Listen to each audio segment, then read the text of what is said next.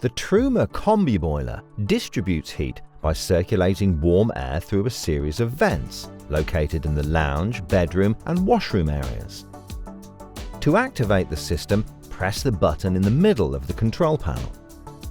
You can scroll using this same button by turning left or right. Select an option by pressing the button. The first icon allows you to set the inside temperature.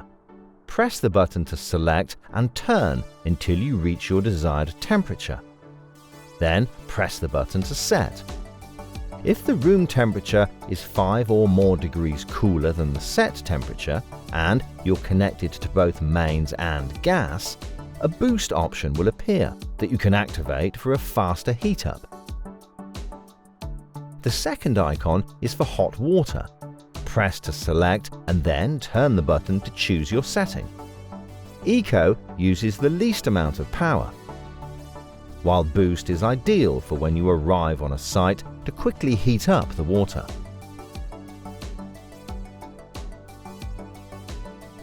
The third icon allows you to choose your power source, either gas, mains electric when on hookup, or a mix of both.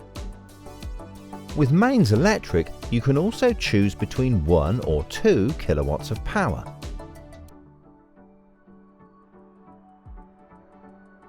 The fourth icon controls the speed of distribution of heat. If you don't have the heating on, you can select the fan option to circulate cooler air.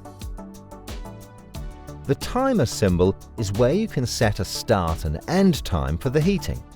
Again, just turn the button until the desired time and press to enter. The clock icon is where you can set the main clock. And finally, the main settings icon allows you to manage other aspects, such as adjusting the screen brightness, choosing a 12 or 24-hour clock, the language, and an option to reset the full system. You can also use Swift Command, if installed, to manage your heating and hot water. For more details, see the dedicated Swift Command video.